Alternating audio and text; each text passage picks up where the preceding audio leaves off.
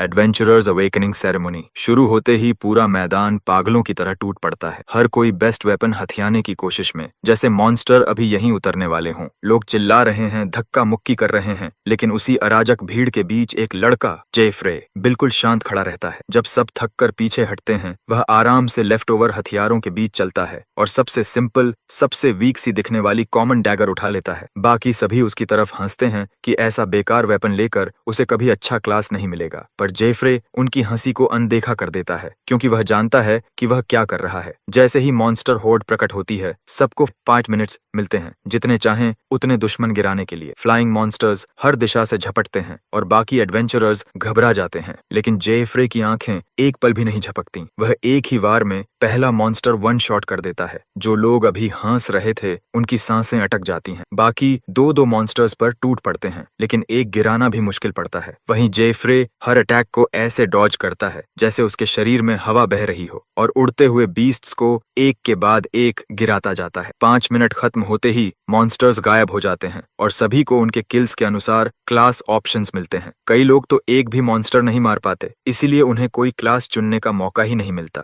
लेकिन जेफ्रे ने सबसे ज्यादा मॉन्स्टर्स हराए हैं, इसीलिए हर क्लास उसके लिए अनलॉक्ड है। सभी उम्मीद करते हैं कि वह सोर्ड्समैन या समनर जैसे स्ट्रॉन्गेस्ट क्लासेस लेगा, लेकिन वह सबको चौंकाते हुए सिंथेसाइजर चुन लेता है, एक ऐसा क्लास जिसे लगभग बेकार माना जाता है। जेफ्री बस हल्की सी मुस्कान देता है, क्योंकि खेल अब शुरू हुआ है। वह इन्वेंट्री खोलता है और फ्लाइंग सेंटीपीड से मिले आइटम्स को अपनी कॉमन डैगर से सिंथेसाइज करता है। अगले ही पल चमक उठती है, सिंथेसिस सफल होता है और उसे मिलती है डेडली डैगर सेंटीपीड। सबकी आंखें फैल जाती हैं। उन्हें नहीं पता कि जेफ्रे इस दुनिया में फंसने से पहले इसी गेम का वेटरन था, जिसने इसे अनगिनत बार क्लियर किया है। उसे हर हिडन इक्विपमेंट का स्थान और क्राफ्टिंग पता है। बाकी एडवेंचरर्स सोचते हैं ताकत लेवल और क्लास से आती है, पर जेफ्रे जानता है असली पावर हिडन रैंक इक्विपमेंट में होती है। सीन बदलता है रोग बिगिनर टाउन में, जहां नए एडवेंचरर्स गियर खरीदने में व्यस्त हैं। जेफ्रे सड़कों से गुजरते हुए हर मोड़, हर गली को पहचान लेता है, जैसे यह जगह वर्षों से उसकी यादों में बसी हो। एक दुकानदार उसे एप्पल देता है। खाते हुए वह अपने अगले कदम पर विचार करता है। उसके पास पहला हिडन रैंक वेपन है, लेकिन आगे बढ़ने के लिए लेवल जरूरी है। उसे याद है दुनिया में कुल 7 कॉन्टिनेंट्स हैं और हर एक पर एक S रैंक डंजन का बॉस। जीतने के लिए सभी बॉसेस को हराना होगा, लेकिन लेवल 1 पर वह तुरंत डंजन में जाने का फैसला करता है। नीचे उतरते ही उसके सामने टेलीपोर्टेशन पोर्टल खुलता है, सीधे C रैंक डंजन का। स्क्रीन पर नाम चमकता है, द वुडमन्स फॉरेस्ट। वार्निंग, एक बार अंदर गए, मिशन पूरा किए बिना बाहर नहीं निकल सकते। गहरी सांस लेकर वह पोर्टल में कदम रखता है। अंदर पहुंचकर वह सोचता है कि यह जगह आमतौर पर लेवल 30 के खिलाड़ियों के लिए होती है। लेवल 1 इक्विपमेंट और स्टैट्स में यहाँ कदम रखना मौत को दावत देना है। अचानक झाड़ियों में सरसराहट होती है। एक level 17 devil plant. Jeffrey centipede dagger कसकर पकड़ता है। लेवल गैप 16 का है, एक मिस्टेक भी उसे खत्म कर सकती है। टेंटिकल्स उसकी तरफ झपटते हैं, लेकिन वह गेम की यादों पर भरोसा करके सारे अटैक्स डॉज कर लेता है। ओपनिंग मिलते ही वह वीक स्पॉट पर वार करता है और शार्प आईज स्किल एक्टिवेट हो जाती है। मॉन्स्टर तुरंत मर जाता है। सिस्टम बताता है कि वह लेवल 1 से सीधा लेवल 10 तक पहुंच गया है। स्टैट्स देखते हुए उसे HP, MP और 5-5 स्टैट पॉइंट्स का मैसिव बूस्ट मिलता है। वह सारे 45 पॉइंट्स डिफेंस में डाल देता है, जिसे वह बढ़ाकर 62 कर लेता है, क्योंकि यही उसकी एकमात्र उम्मीद है कि उसे 1 शॉट न किया जाए। आगे बढ़ते हुए 3 लेवल 23 नोआर स्नेक्स सामने आ जाती हैं। तीनों mid boss monsters. Encounter rate 1% से भी कम। बिना वार्निंग एक स्नेक हमला करती है। वह मुश्किल से डॉज करता है, बाकी दोनों भी घेर लेते हैं। उनकी स्पीड, एग्रेशन सब वैसा ही है जैसा गेम में था। जेफ्रे एक हमला करने कूदता है, लेकिन स्नेक्स एक दूसरे की रक्षा करने लगती हैं। वे कोऑर्डिनेट कर रही हैं। एक स्नेक अचानक पीछे से उसके कंधे में दांत गड़ा देती है। दर्द से उसकी चीख निकल जाती है। वह इंस्टिंक्ट में वार करता है और स्नेक मर जाती है। HP सिर्फ 8 पॉइंट्स बचती है। डिफेंस में पॉइंट्स डालने का फैसला उसे बचा लेता है। तभी नोटिफिकेशन चमकता है, सेंटीपीड का दूसरा स्किल अनलॉक। क्विकनेस। उसकी एजिलिटी 19 से बढ़कर सीधी 190 हो जाती है। कुछ ही पलों में वह दोनों स्नेक्स का सिर कलम कर देता है। लेवल तेजी से 17 तक पहुंच जाता है। थका हुआ जेफ्रे एक पेड़ के नीचे बैठता है। वह जानता है कि उसकी लेवल अब बॉस के लिए पर्याप्त है। हील करने का मन है, लेकिन अगर एचपी बढ़ गई तो क्विकनेस बफ हट जाएगा। इसलिए वह बिना रिकवरी फाइट करने का निर्णय लेता है। पर ये वह जंगल में और आगे बढ़ता जाता है, रास्ते में मिलने वाले सभी मॉन्स्टर्स को काटता हुआ। वह एक नई हिडन आइटम बनाने के लिए इंग्रेडिएंट्स भी इकट्ठे कर रहा है। Water, thorny vine, acidic berry, caterpillar, skeleton jelly leaves. D rank item के लिए भी लिस्ट बहुत लंबी है। इतने में पीछे से बेयर मॉन्स्टर हमला करता है। वह एक ही बार में उसे गिरा देता है, मगर बैठकर थकान में कह देता है कि यह गेम बहुत रियल लगता है, लेकिन रुकने का समय नहीं। वह इंग्रेडिएंट्स जुटाते हुए वाटरफॉल तक पहुंचता है, जहां तीसरा इंग्रेडिएंट लेना होता है। तभी कोई आवाज पुकारती है। वह पलट कर देखता है और हैरान रह जाता है। उसके गांव के लोग, सबसे आगे जूलियस, पीले बालों वाला वही लड़का जो हमेशा उसे तंग करता था। वह हंसते हुए जेफ्रे के सिंथेसाइजर गियर का मजाक उड़ाता है। जूलियस अपने दोस्त से कहता है कि वह और जेफ्रे एक ही विलेज के हैं, लेकिन जेफ्रे सबसे गरीब था। पिता पहले ही मर गए थे, माँ बीमार है, बहन उसकी देखभाल करती है। जेफ्रे यह सब चुपचाप स्वीकार करता है। जूलियस को उसकी चुप्पी खटकती है और वह गुस्से में उसे कॉलर से पकड़ लेता है, धमकी देते हुए जैसे पुराने दिनों में करता था। तभी जमीन कांप उठती है। एक भयानक रोर जंगल को हिला देती है। सब मुड़कर देखते हैं और अंधेरे से निकलता है लेवल 31 बॉस मॉन्स्टर साइक्लॉप्स। पीले बालों वाला लड़का चीखता है कि भागो, लेकिन देर हो चुकी है। साइक्लॉप्स की भारी नजर उसी पर टिक चुकी है और पल भर में वह बॉस के एक ही वार में वन शॉट हो जाता है। उसका दोस्त डर से जमीन पर गिर पड़ता है, जबकि हमारा एमसी मॉन्स्टर को ध्यान से ऑब्जर्व कर रहा है। लेवल गैप बहुत बड़ा है और साइक्लॉप्स की डिफेंस उसकी अटैक्स को बेअसर कर सकती है। यह बात वह जानता है। तभी नोटिफिकेशन चमकती है। वह मॉन्स्टर का टारगेट बन चुका है और बैटल से भागना अब असंभव है। वह शांत मन से सेंटीपीड सोर्ड निकालता है। साइक्लॉप्स गरजते हुए उसकी तरफ दौड़ता है, लेकिन क्विकनेस पैसिव उसकी स्पीड को असंभव स्तर तक बढ़ा देती है। वह हर अटैक को ऐसे डॉज करता है जैसे उसने यह लड़ाई 1000 बार खेली हो। किनारे खड़ा जूलियस स्तब्ध रह जाता है। जिस लड़के को वह हमेशा कमजोर समझता था, उसकी आंखें अब उसकी स्पीड पकड़ भी नहीं पा रही। हमारा एमसी साइक्लॉप्स के इर्द गिर्द घूमते हुए सोचता है कि सिर्फ भागकर जीत नहीं मिलेगी। वह मॉन्स्टर के हाथ पर चढ़कर हमला करता है, लेकिन साइक्लॉप्स उसे ब्लॉक कर काउंटर देने की कोशिश करता है। वह उछलकर साइक्लॉप्स की गर्दन के पीछे वाले वीक स्पॉट पर वार करता है, पर अटैक मुश्किल से खरोंच छोड़ता है। साइक्लॉप्स पलटकर उसे जमीन पर धकेल देता है। लेवल डिफरेंस साफ दिखाई देता है और हर डॉज उसकी स्टैमिना खा रहा है। फिर भी वह हार नहीं मानता। साइक्लॉप्स की लगातार झपटों से बचते हुए उसे एहसास होता है कि लड़ाई पलटने के लिए कोई स्ट्रॉन्ग आइटम चाहिए। उसके पास पहले से 3 इंग्रेडिएंट्स हैं, लेकिन बाकी मटेरियल्स पास में पड़े जूलियस के पास हैं। वह बिना सोचे उसकी तरफ दौड़ता है। जूलियस की घबराई चीखों को अनसुना करते हुए वह इंग्रेडिएंट्स लपक कर पानी की तरफ भागता है और तेजी से एफ रैंक पॉइजन तैयार करने लगता है। एक ऐसा जहर जो पीते ही हर सेकंड एचपी ड्रेन करता है। जूलियस हंसकर कहता है कि साइक्लॉप्स की पॉइजन टॉलरेंस बहुत हाई है, यह कुछ नहीं करेगा। पर हमारा एमसी शांत स्वर में कहता है कि उसे पता है वह क्या कर रहा है। वह नुआर स्नेक से निकाला हुआ वेनम निकालता है और नए इंग्रेडिएंट्स के साथ मिक्स करता है। इससे हाई ग्रेड पॉइजन बनता है। वह उसे सीधे अपनी सेंटीपीड डैगर में इन्फ्यूज कर देता है। सिस्टम चमकता है। वेपन को पॉइजनस एट्रीब्यूट मिल गया है। जूलियस की आंखें फटी रह जाती हैं, पर हमारा एमसी मुस्कुराता है। अब यह डैगर असली रूप में है। साइक्लॉप्स फिर गरजता है और दूसरा राउंड शुरू होता है। वह चार्ज करता है, पर हमारा एमसी हवा की तरह डॉज करता है। उसकी पीठ पर चढ़ता है और कई बार करता है। पॉइजन धीरे धीरे असर शुरू करता है, इवन विद हाई रेजिस्टेंस। कुछ हमलों बाद वेनम उसकी डिफेंस को तोड़ने लगता है। साइक्लॉप्स लड़खड़ाता है, कमजोर पड़ता है। हमारा एमसी उसके कंधे पर चढ़ता है, सारा फोकस एक जगह जुटाता है और डैगर सीधे उसकी एक आंख में घोंप देता है। शार्प आइड स्किल एक्टिवेट होती है। मॉन्स्टर ढह जाता है। सिस्टम विक्ट्री संदेश दिखाता है। जूलियस सदमे में कांपता है। उसकी आंखों में डर इतना है कि वह सोच लेता है कि अगला शिकार शायद वही होगा और पागलों की तरह भाग जाता है। हमारा एमसी उसे जाता देख बस उलझन भरी नजर डालता है, पर परवाह नहीं करता। वह स्टेटस विंडो खोलता है। लेवल फिर बढ़ चुका है। स्टैट पॉइंट्स बाद में डालने का फैसला कर वह इन्वेंट्री चेक करता है। 3 500 गोल्ड और साइक्लॉप्स का कैनाइन टूथ। वह खुश होता है कि सोलो प्ले का सबसे अच्छा हिस्सा है कि सारी लूट उसी की होती है। वह गोल्ड घर भेजने का सोचता है ताकि परिवार को सहारा मिले। इसके बाद वह साइक्लॉप्सिस आई ढूंढता है। नेक्स्ट हिडन आइटम के लिए लिए जरूरी मटेरियल, लेकिन वह दिखने में अच्छा नहीं लगता, इसलिए फिलहाल इग्नोर कर देता है। इन्वेंटरी बंद कर वह आगे बढ़ता है और D rank dungeon flat plains के एंट्रेंस पर पहुंचता है। एक अजीब सी नॉस्टैल्जिया होती है, मानो यह उसकी एडवेंचरर जर्नी का शुरुआती पन्ना हो। उसे पता है कि गेम पूरा करने के लिए 7 कॉन्टिनेंट्स के डीमन लॉर्ड्स को हराना होगा और इसके लिए अगला हिडन रैंक इक्विपमेंट पाना जरूरी है, जो इसी डंजन में कहीं छिपा है। अंदर डिवाइन गॉडेस की स्टैचू देखकर वह रुकता है। उसे पता है इस ट्रायल को क्लियर करने के लिए साइक्लॉप्सिस आई के साथ एक और रेयर मटेरियल चाहिए। यही कारण है कि वह यहाँ आया है। जल्द ही वह डॉग लाइक मॉन्स्टर्स से भिड़ता है, तेजी से उन्हें काटता चलता है। लड़ते हुए वह खुद को याद दिलाता है कि दुनिया के सभी डीमन लॉर्ड्स को हराने के लिए उसे लगातार लेवल अप करना होगा। चलते चलते उसका मन परिवार पर जाता है, टकराता है। वह सोचता है कि ताकतवर बनकर वह माँ और छोटी बहन को आराम की जिंदगी देगा और गांव के ताने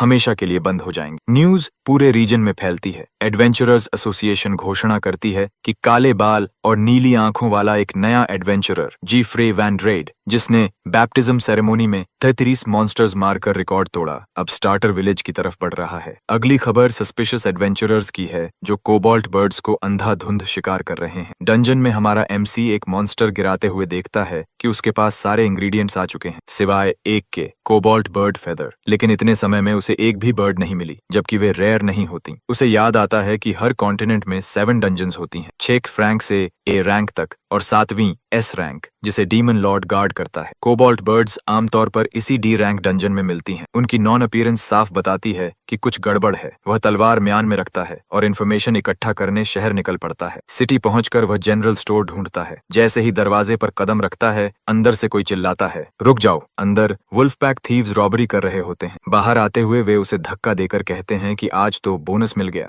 बाहर वह देखता है कि वही थीव्स एक बच्ची को सीढ़ियों से धक्का देते हैं। वह तुरंत पकड़कर उसे गिरने से बचाता है। थीव्स उसे देखते हैं पर रुकते नहीं और भाग जाते हैं। बच्ची की माँ धन्यवाद देती है। फिर स्टोर मालिक दौड़ता हुआ आता है और बताता है कि वुल्फ पैक गिल्ड फिर से लूटकर भागा है। हमारा एमसी पूछता है कि ये लोग कौन है। दुकानदार बताता है कि यह थीव्स और हंटर्स का गिरोह है, जिसने हाल ही में शहर में डेरा डाल रखा है। वह यह भी बताता है कि कोबाल्ट बर्ड्स गायब होने के पीछे वही लोग हैं। वह पक्का कर लेता है कि कोबाल्ट बर्ड्स का सफाया यही गैंग कर रहा है। तभी एक थीफ उसे देख लेता है और पूछता है कि वह यहाँ क्या कर रहा है। हमारा एमसी हाथ उठाकर बहाना देने की कोशिश करता है, पर थीफ भरोसा नहीं करता और नाइफ लेकर उस पर झपटता है। हमारा एमसी आसानी से डॉज करता है, उसके पैर झटका कर गिराता है और गर्दन पर एक सटीक वार से उसे बेहोश कर देता है। आवाज सुन बाकी थीव्स आ जाते हैं। वे उसे घेर लेते हैं और किसी राइवल गिल्ड का स्पाई कहकर चिल्लाते हैं। वह समझाने की कोशिश करता है कि उसे लड़ाई नहीं चाहिए, बस कोबाल्ट बर्ड फेदर्स। लेकिन अपने गिरे साथी को देखकर उनका लीडर गरजता है, किसी को भी बख्शना मत, उसे मार दो। यह समझकर कि वे नहीं सुनने वाले, हमारा लड़का एक लंबी सांस लेकर अपनी तलवार तैयार करता है। थीव्स एक साथ हमला कर देते हैं। एक ब्लेड घुमाता है पर वह आसानी से उसे ब्लॉक कर देता है और तलवार की फ्लैट साइड से काउंटर मारते हुए उसके चेहरे पर चोट करता है। थीफ चीख उठता है और नाक पकड़कर कहता है कि उसने उसे तोड़ दिया। हीरो फिर साई करता है, सोचते हुए कि उसने मुश्किल से ही मारा था और यह अफरा तफरी बेकार है। उसे पता है कि पूरे गिल्ड से अकेले भिड़ना हमेशा परेशानी देता है। अचानक एक और थीफ पीछे से हमला करता है, पर वह झुककर उसे किक मारकर गिरा देता है। तीसरा स्पीयर लेकर चार्ज करता है, पर वह उसे पकड़ता है और उसके पेट में पंच करता है। तुरंत सिस्टम नोटिफिकेशन आता है, क्रिटिकल हिट, और उसकी शार्प आइज स्किल एक्टिवेट हो जाती है। आदमी कराहते हुए गिरता है, जबकि हमारा लड़का हल्की सी माफी बोलकर अगले ओपोनेंट की तरफ मुड़ता है। वह एक और अटैक डॉज करता है, दुश्मन के चेहरे पर स्लैश मारता है और उसे बेहोश कर देता है। गिरे हुए थीव्स के बीच खड़े होकर वह कहता है कि उसने कभी लड़ना चाहा ही नहीं था। घायल आदमी हकलाते हुए पूछता है वह आखिर चाहता क्या है। हीरो सीधे जवाब देता है कि उसे सिर्फ कोबाल्ट बर्ड की फेदर्स चाहिए। उसे डिस्ट्रैक्टेड देखकर लीडर अचानक पीछे से वार करता है, पर हमारा लड़का उसे महसूस कर ब्लॉक कर लेता है। वह पहचान लेता है कि यही वही आदमी है जिसने छोटी लड़की को धक्का दिया था। दोनों फाइटिंग स्टांस में आ जाते हैं। उसे पता चलता है ये मासो है, वुल्फ पैक गिल्ड का वाइस गिल्ड मास्टर। मासो घमंड से पूछता है क्या उसने उसका नाम सुना है। हीरो उसे निराश करते हुए कहता है कि उसने कभी उसके बारे में सुना ही नहीं। यह नेता को और गुस्से में डाल देता है और वह सोर्ड लेकर चार्ज करता है। हमारा लड़का मॉक करता है कि उसकी तलवार थीफ के लिए थोड़ी चीप लगती है। लीडर उसकी चाल समझ लेता है, पर मानता है कि वह जितना दिखता है उससे ज्यादा स्किल्ड है। जब हीरो उसके सारे अटैक्स डॉज कर लेता है तो वह इसे रेयर वेपन का कमाल मानने लगता है। वह दावा करता है कि वह एडवेंचरर है और हथियार तो बस सजावट है, असल मायने उसके क्लास और स्किल्स के हैं। वह कहता है कि सोर्ड होते हुए भी हीरो अभी भी न्यूबी है, क्योंकि उसने सिंथेसाइजर क्लास की बिगिनर आर्मर पहनी है। सब समझ लेने पर लीडर स्किल इस्तेमाल करता है, जिससे उसकी सोर्ड्स हवा में उठकर हीरो पर छूटती हैं। हीरो सेंटिपीड सोर्ड से उन्हें ब्लॉक करता है। लीडर कहता है कि उसे एडवांटेज है, क्योंकि उसे हीरो का क्लास और उसकी स्किल्स पता है, और अगर वह उसकी ब्लेड छीन ले तो वह बेकार हो जाएगा। हमारा लड़का सुनकर पूछता है कि क्या उसका क्लास थीफ है, क्योंकि थीफ केवल स्टेल्थ स्किल रखते हैं। यह रेज बेट काम कर जाता है और लीडर चिल्लाता है कि वह समनर है, पर इससे हीरो की मुश्किलें बढ़ती हैं, क्योंकि स्टील स्किल से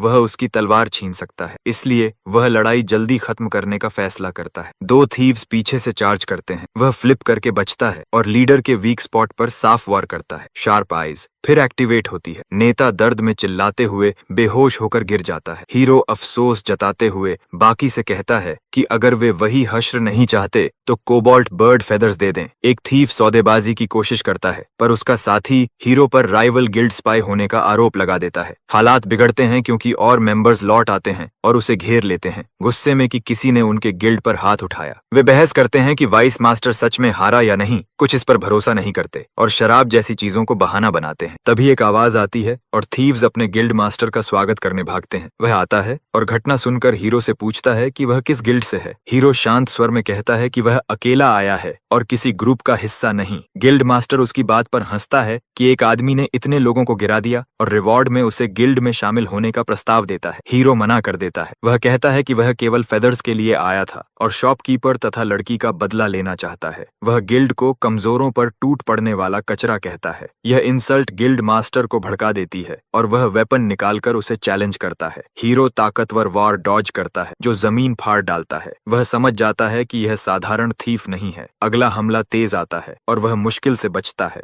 गिल्ड मास्टर लगातार हमले करता है और हीरो सोचता है कि उसे स्किल एक्टिवेट होने से पहले ही लड़ाई खत्म करनी होगी। वह आगे बढ़कर स्ट्राइक करने की कोशिश करता है, लेकिन मास्टर पहले स्विंग करता है। हीरो झुकते हुए डॉज करता है और काउंटर में साफ हिट दे देता है। गिल्ड मास्टर थोड़ा हिलता है और मानता है कि उसकी सोर्ड का ब्लंट हिट भी दर्दनाक है। फिर अचानक वह वेपन रख देता है। हीरो उलझन में पड़ जाता है जब तक कि सच्चाई सामने नहीं आती। वह स्किल चिल्लाता है इन फाइट और उसके शरीर से शक्ति की लहर फूट पड़ती है। यह स्किल बेयर हैंडेड लड़ाई में 3 मिनट के लिए सारे फिजिकल स्टैट्स को दोगुना कर देती है। गिल्ड मेंबर्स खुशी से चिल्लाते हैं। हीरो समझ जाता है कि वह ब्रॉलर का सामना कर रहा है। मास्टर फिर चार्ज करता है। उसकी पंच इतनी ताकतवर कि दीवार टूट जाती है। हीरो समझ जाता है कि अगर एक भी पंच लग गई तो बात खत्म। जब मास्टर फिर हमला करता है, वह परफेक्ट टाइमिंग से सोर्ड हैंडल से काउंटर मारता है। शार्प आइज स्किल फिर एक्टिवेट होती है। सिस्टम फेटल ब्लो की पुष्टि करता है। गिल्ड मास्टर लड़खड़ाकर गिरता है, दर्द से उल्टी करता है और डिफीटेड बीस्ट की तरह बेहोश हो जाता है। उसके गिरते ही बाकी थीव्स डर से जम जाते हैं। एक चोर हकलाकर पहचानता है कि यह वही एडवेंचरर है जिसे न्यूज में देखा था। सब हैरान होकर समझ जाते हैं कि यह वही ब्लू आइड प्रोडिजी है। हीरो उलझन में रह जाता है। उसे समझ नहीं आता कि वे उसे देखकर ऐसे क्यों भाग रहे हैं और यह भी कि वे उसका नाम कैसे जानते हैं। जब वह उन्हें आवाज देता है, उसकी आवाज से भी वे और डरकर भाग जाते हैं। वह सोच में पड़ जाता है कि वे क्यों भागे जबकि उनकी संख्या ज्यादा थी। वह साई करता है और आगे बढ़ता है। गिल्ड मास्टर अभी भी बेहोश पड़ा है, इसलिए वह कोबाल्ट फेदर्स और चोरी का सामान लेकर शॉपकीपर को लौटा देता है। काम खत्म कर वह अपनी अगली मंजिल की तरफ जाता है। B rank dungeon Sygrin falls. अंदर की एक गुफा में उसने लेवल 35 बॉस बफोमेट को हराया है। सिस्टम उसकी जीत कंफर्म करता है और एक्सपी देता है। क्रीचर को देखते हुए वह कंधे उचकाता है। साइक्लॉप्स की लड़ाई के मुकाबले यह बहुत आसान लगा। डंजन छोड़कर वह डिवाइन गॉडेस की स्टैच्यू वाले प्लाजा में पहुंचता है। स्टैच्यू को देखते हुए उसे नॉस्टैल्जिया घेर लेती है। कथा के अनुसार स्टैच्यू अनलॉक करने पर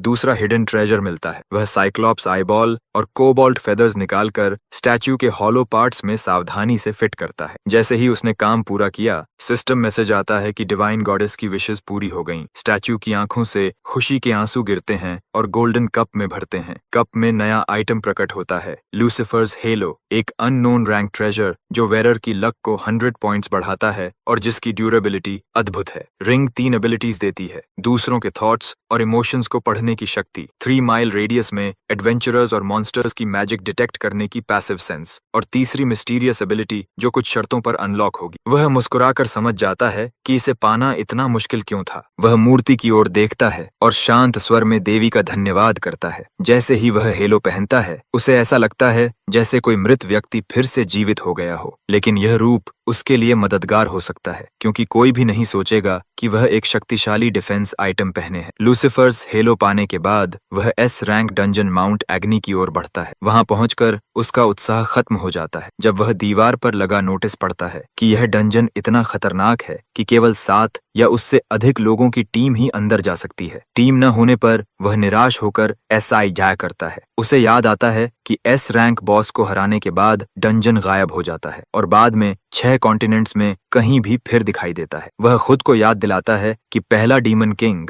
हराते ही उसे दूसरा रियल्म खोलने का टाइटल मिल जाएगा। वह तेजी से आगे बढ़ना चाहता है, पर तभी आसपास की आवाजें उसे रोकती हैं। लोग फ्लेम विजर्ड नाम की मशहूर एडवेंचरर की चर्चा कर रहे हैं। वह देखता है कि एडवेंचरर्स का एक समूह बैठा है और उनके बीच एक शांत सी लड़की बैठी है, फ्रेया एशबेरी, 23 साल की, लेवल 45 विजर्ड। उसे देखते ही उसकी माइंड रीडिंग स्किल एक्टिवेट हो जाती है और वह उसके विचार महसूस करता है। वह एस रैंक डंजन में जाना चाहती है, पर टीम पूरी नहीं है। उसे मौका दिखता है और वह मुस्कुराता है। उसे पता चलता है कि उनकी टीम अभी बंट गई है, क्योंकि उन्हें और साथी नहीं मिले। वह आगे बढ़कर पूछता है कि क्या वे उसे टीम में ले सकते हैं। सब मुड़कर उसे देखते हैं, पर उनकी नजरें उसके सिर पर तैरते डेथ हेलो पर टिक जाती हैं। उसे तुरंत समझ आता है कि वे क्या सोच रहे हैं, पर वह अनदेखा करता है। समूह का एक ब्राउन हेयर्ड आदमी विनम्रता से मना कर देता है, बताते हुए कि वे फिलहाल हार मान चुके हैं। हीरो माइंड रीडिंग से उसकी चिंता महसूस करता है। उनका एक साथी घायल है और अस्पताल में है। स्थिति समझकर वह लड़की की राय पूछता है। उसका चिंतित चेहरा बताता है कि वह परेशान है। जब वह पूछता है कि क्या उसके पास डंजन में जाने की कोई निजी वजह है, वह टालने की कोशिश करती है, पर उसकी भावनाएं सच उगल देती हैं। उसके पिता, एक एक्सप्लोरर, 1 महीने पहले इसी डंजन में गायब हो गए थे। यह समझकर वह अपना परिचय ठीक से देता है और कहता है कि वह भी एस रैंक डंजन में जल्द जाना चाहता है। उसका नाम सुनते ही समूह चौंक जाता है।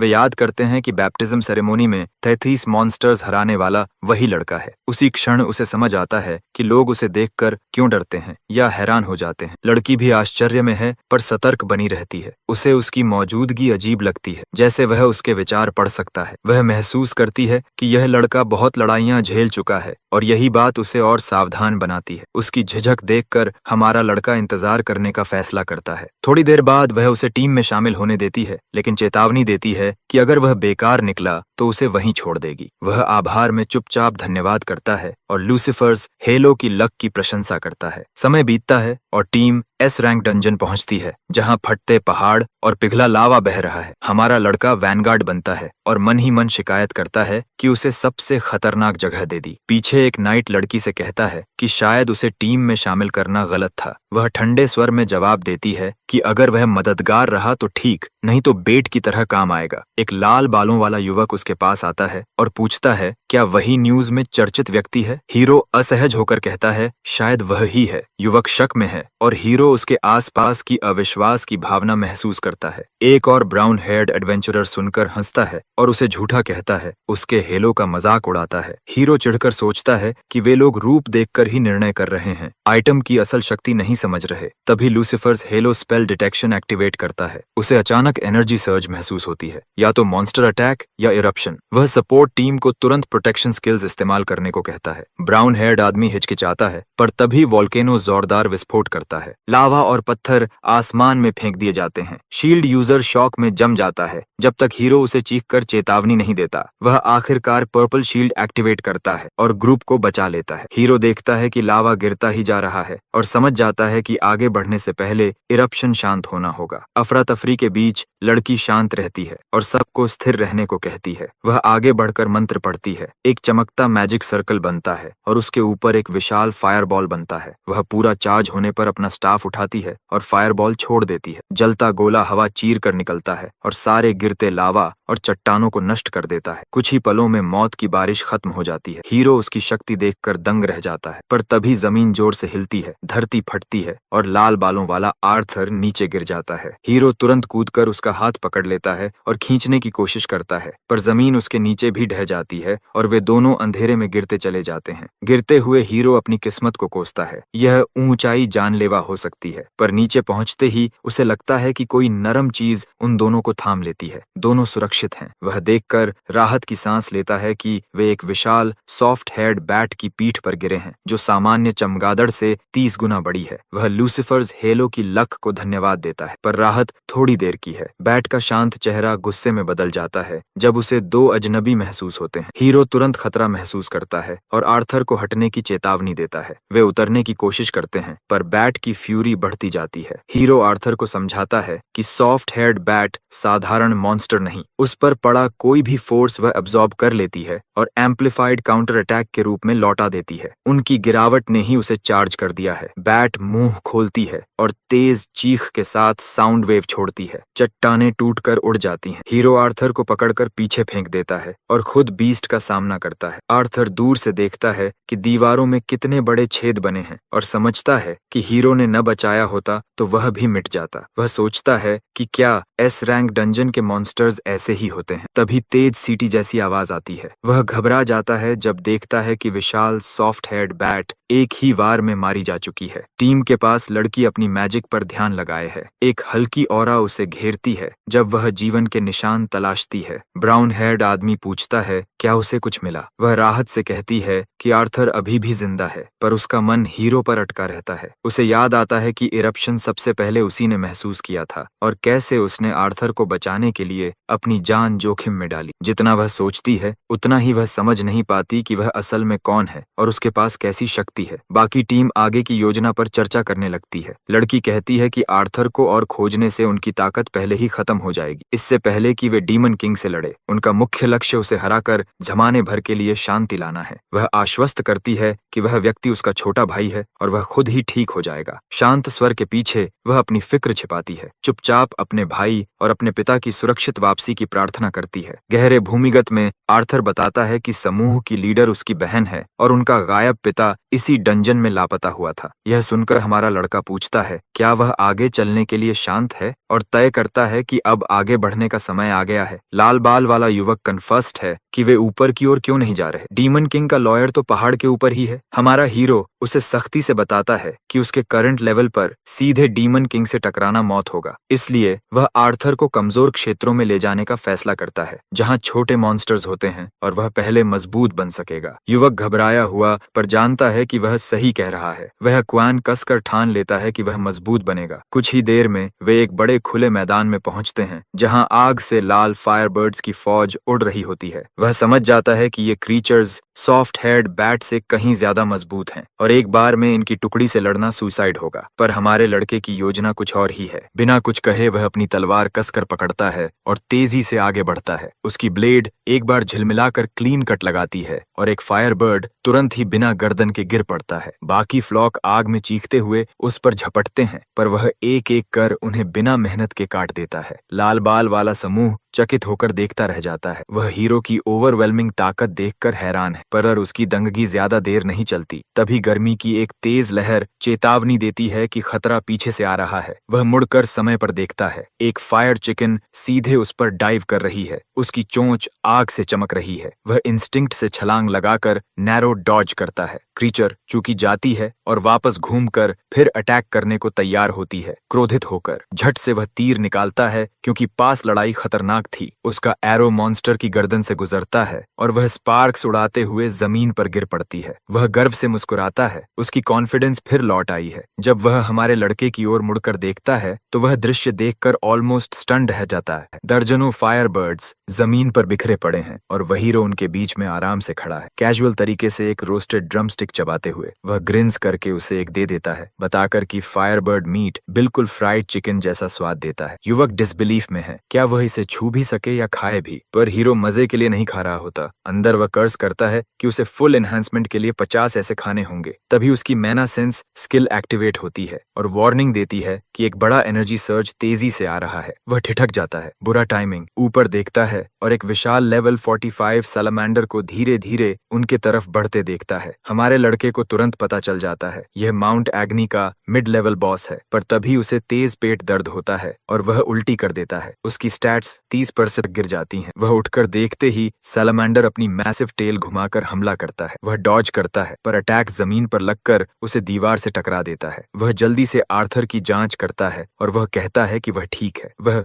रेडहेड को रास्ते से हटने के लिए कहता है और खुद मॉन्स्टर को संभालने की ठान लेता है। क्रीचर के धीमे मूवमेंट्स देखकर वह हंसकर कहता है शायद उसे भी कुछ खराब खा लिया था। तभी सैलामेंडर हंसते हुए हड्डियां उछालता है और हमारे लड़के समझ जाता है कि वे ह्यूमन रिमेन्स हैं। पास में एक सोड पड़ा देख युवक जमकर शॉक होता है। हीरो तंज में कहता है कि जल्दी से फाइट खत्म कर लें वरना दोनों फिर उल्टी कर देंगे। जब युवक सोड और फटे कपड़े देखता है और पहचानता है कि वे उसके पिता के हैं तो रेज उसे घेर लेती है। सिस्टम अलर्ट करता है कि आर्थर की किलिंग इंटेंट तेजी से बढ़ रही है। उसका चेहरा क्रोध से ताना हुआ है और वह वेपन निकालकर सैलामेंडर पर चार्ज करता है, चिल्लाते हुए कि वह अपने पिता का बदला लेगा। हीरो उसे रोकने की कोशिश करता है, चेतावनी देता है कि वह अकेले लड़कर नहीं जी सकेगा, पर सैलामेंडर पहले वार कर देता है और उसे फिर हवा में उछाल देता है। युवक हार नहीं मानता और क्रीचर को मारने की कसम खाता है। हीरो उसे पकड़कर चिल्लाता है कि रुक जाए वरना वह मर जाएगा और उसकी फैमिली और भी दुख में चली जाएगी। युवक कुछ पल थमता है और कहता है कि वह क्रीचर को माफ नहीं कर सकता। आंखों में आंसू आ जाते हैं। सिस्टम बताता है कि वह खुद को कमजोर मानकर खुद को दोष दे रहा है। सहानुभूति में हीरो माफी मांगता है कि उसने चिल्लाया और पूछता है क्या वह इंस्पायर स्किल इस्तेमाल कर सकता है और उसके पास इन्वेंट्री में क्या है। युवक हीलिंग पोशंस, एक बो, एरोज और सॉफ्ट हेड बैट फर बताता है। हैरान करने वाली चीज वहां कैसे आई थी यह स्पष्ट नहीं। हीरो मुस्कुराता है और बताता है कि यह हंटर की हिडन एबिलिटी का हिस्सा है, पर ज्यादा न बताकर रणनीति बताता है। योजना सुनकर वे दोनों तैयार होते हैं। हीरो सैलामेंडर के सामने खड़ा होकर सपोर्ट बफ के लिए कहता है। युवक इंस्पायर स्किल एक्टिवेट करता है। लाइटनिंग उसी के चारों तरफ लपेटती है और सिस्टम बफ अनाउंस करता है। उसकी स्ट्रेंथ और एजिलिटी 30% तक बढ़ती है 5 मिनट के लिए। युवक उसे सॉफ्ट हेड बैट फर दे देता है जिसे वह तुरंत यूज कर लेता है और खुद को शक्तिशाली महसूस करता है। वह सैलामेंडर पर झपटता है। मालूम होता है कि उसकी एचपी विशाल है और आमतौर पर एक पूरी टीम चाहिए होती है। उसकी पहली स्ट्राइक क्लीन लगती है और सेंटीपीड पॉइजन मॉन्स्टर के शरीर में फैल जाता है। युवक दूर से एरो सीधा सैलामेंडर की आंखों के बीच वाले वीक पॉइंट पर मारता है जिसे हीरो ने पहले आइडेंटिफाई किया था। लड़ाई आगे बढ़ती है और मॉन्स्टर एरोज से ढक जाता है, पर फिर वह रोर करके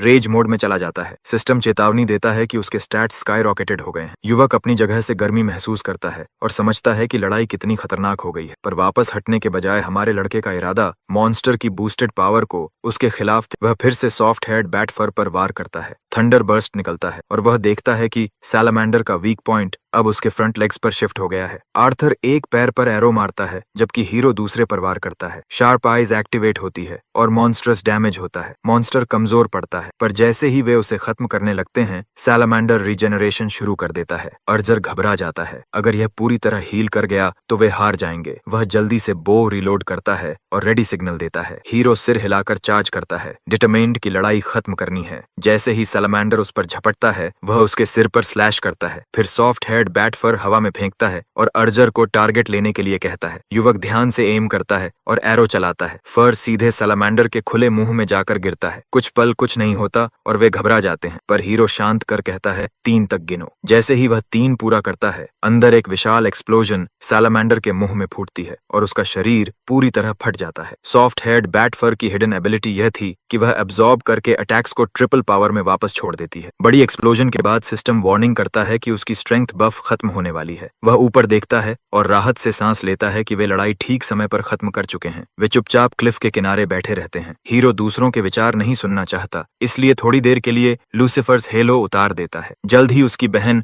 बाकी टीम के साथ पीक पर पहुंचती है। जैसे ही वह अपने छोटे भाई को देखती है वह दौड़ कर आती है, पूछती है क्या वह ठीक है। पास जाकर वह सोड देखती है, उनके पिता की तलवार, और उसका चेहरा घबराहट से भर जाता है। भाई के शब्द कांपते हुए सुनाती है कि उसने सोड और पिता के कपड़े सैलामेंडर के पेट में पाए। सुनते ही वह उसे कसकर गले लगाती है और कहती है कि बस यही जानकर वह शुक्रगुजार है कि वह जिंदा है और उसने अपनी पूरी कोशिश की। पर भाई जिद पर अड़ा रहता है कि असली बचाव वह हीरो ने किया था। सभी की निगाहें उस पर टिक जाती हैं और वह चुपचाप नजदीक ही एक कब्र खोद रहा होता है। बाकी समूह उसकी पोमोसम करने के लिए सामने आता है और वे मिलकर तलवार और कपड़े सिंबॉलिक तरीके से दफन कर देते हैं। बहन और भाई कब्र के सामने सामने घुटने टेकते हैं और चुपचाप अपने पिता के लिए प्रार्थना करते हैं। उन्हें देखकर उसके भीतर भावनाएं उठती हैं और उसके पुराने अतीत की यादें फिर से उभर आती हैं। इसके बाद लड़की ईमानदारी से उसे धन्यवाद देती है कि उसने उनके लिए क्या क्या किया। वह बस जवाब देता है कि उसने ज्यादा कुछ नहीं किया और उसका भाई अपने बल पर जिंदा बचा। पर युवक असहमत होता है। वह कहता है कि वह अपनी सीमाएं जानता है और अगर वह न होता तो वह कभी जिंदा नहीं रहता। सलामांदर को मारने से लेकर उसकी जान बचाने तक सब उसी की वजह से संभव हुआ। वह जोड़ता है कि उसकी शक्ति के बारे में सुनी सारी अफवाहें सच थीं। हमारा लड़का तारीफ को टाल देता है और उन्हें याद दिलाता है कि उनका असली दुश्मन डीमन लॉर्ड एस अभी भी बाहर है और उसे हराना जरूरी है। लड़की कसम खाती है कि वह उस दुश्मन को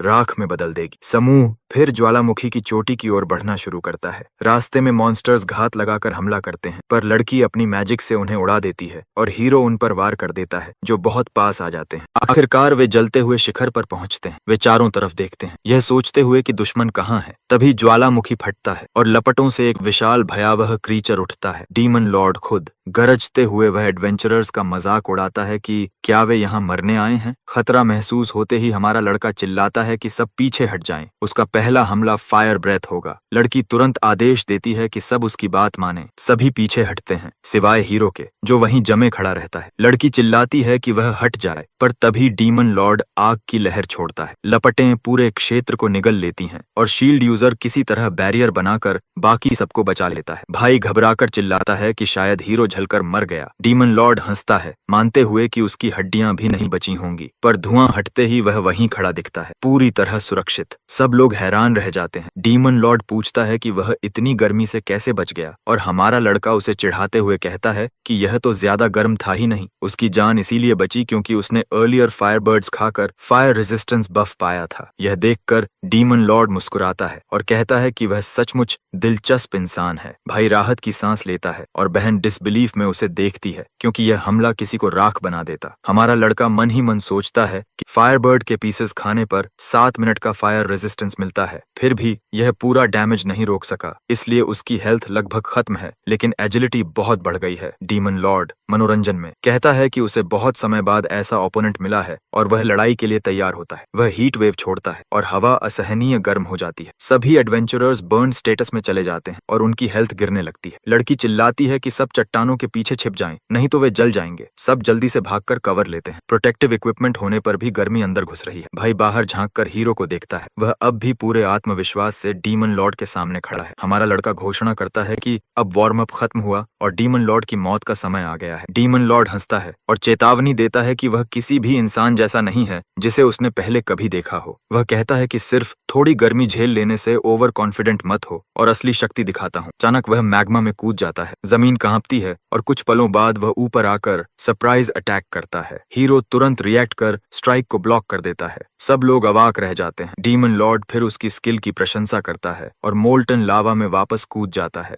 लड़की ध्यान से सुनती है और समझती है कि अब आवाजें जमीन के भीतर से आ रही हैं। हमारा लड़का आंखें बंद करता है और सेंसेस पर ध्यान लगाता है। जैसे ही डीमन लॉर्ड उसके पीछे फूटकर आता है, वह अपने स्पेल डिटेक्शन स्किल की बदौलत परफेक्ट प्रिसीजन से पीछे हट जाता है। डीमन लॉर्ड भी आश्चर्य में पड़ जाता है। उसे लगा था कि यह अटैक डॉज नहीं किया जा सकता। वह उसकी इंस्टिंक्ट्स की तारीफ करता है, पर हीरो शांत स्वर में कहता है कि यह सेंसेस नहीं, उसे उसके हर मूव पहले से पता है। मनोरंजन में डीमन लॉर्ड उसे एरोगेंट कहता है और मैग्मा में लौट जाता है। वह आश्वस्त है क्योंकि हीरो सेंसिंग के बावजूद उसे स्ट्राइक नहीं कर पाया। तंग आकर हमारा लड़का तय करता है कि अब वह गंभीरता से लड़ेगा। स्पेल डिटेक्शन स्किल से उसकी लोकेशन पकड़कर वह अपने स्पीड बूस्ट के साथ क्रिटिकल हिट देने को तैयार होता है। जैसे ही डीमन लॉर्ड उसके पीछे से बाहर आता है, वह ऊंचा कूद कर नीचे गिरता है और भारी वार करता है। वह पूछता है कि क्या डीमन लॉर्ड अब भी सोचता है कि वह उसे हिट नहीं कर सकता। क्रोधित होकर डीमन लॉर्ड गुर्राता है कि वह एक ही स्ट्राइक के बाद बहुत कॉन्फिडेंट हो रहा है और उसे नीच इंसान कहता है जो दूसरों के मिशन में दखल देते हैं। यह सुनकर हमारा लड़का चकित है। यह डायलॉग गेम में नहीं था। मॉन्स्टर फिर मैग्मा में डूबता है और दोबारा ऊपर आता है, पर इस बार हीरो तैयार है और एक और क्लीन हिट मार देता है। सिस्टम बताता है कि शार्प आई स्किल से क्रिटिकल हिट लगा है। डीमन लॉर्ड हैरान है कि वह उसकी हर मूव कैसे प्रिडिक्ट कर रहा है। हीरो अंतर में मुस्कुराता है। अचानक उसके पॉइजन इफेक्ट की वजह से डीमन लॉर्ड दर्द में चीखता है। गुस्से में वह हीरो को